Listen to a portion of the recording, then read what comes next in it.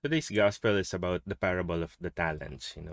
The master left treasures to three of his servants, and the first two of them invested it or put the talents to work and received more, increased more talents for the master. The third one was so scared that he might lose all of it, or and then the master would be angry at him. And out of fear, instead of investing it, he kept it, making sure that nothing is decreased. When I was young, I was thinking, what's wrong with that? I mean, wouldn't it be better that he didn't lose anything rather than him losing everything for the master?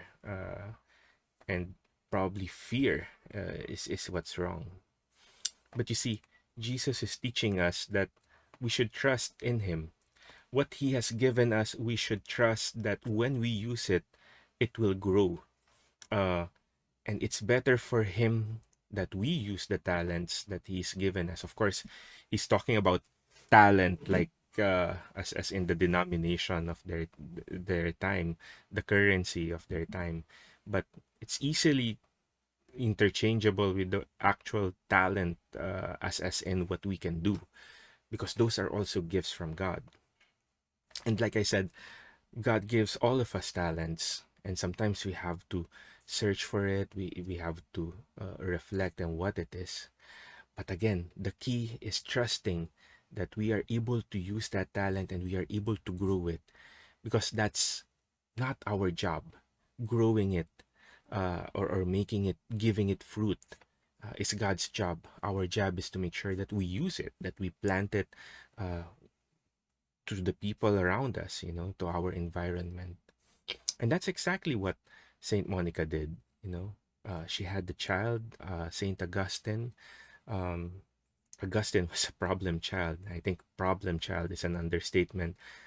But Augustine would probably be the last person that people think as a treasure that grew. People probably would think that Augustine is a treasure that was lost. But you see, Monica kept her trust. She kept praying to God. And Monica is the first person uh, who really was able to attend Mass every day. You see, not, Mass was not like what we have today. Not every place has a daily Mass. And Monica would go through the schedule of the churches for funeral masses so that she'll be able to go to it. And that's Monica's faith. And that faith enabled her to trust that something good will happen. And so, even if it took so many years, Monica trusted that someday the treasure that she is investing on, that she is cultivating, will grow into something and be fruitful. And true enough, Augustine is one of our greatest saints that shaped the world, one of the shapers of the world as we know it right now. You might be thinking, I don't have enough, I don't have anything. But God has given you. And whatever God has given you, trust that when you use it, it will grow. And as it grows, the more you will be able to see that you have the power to do something.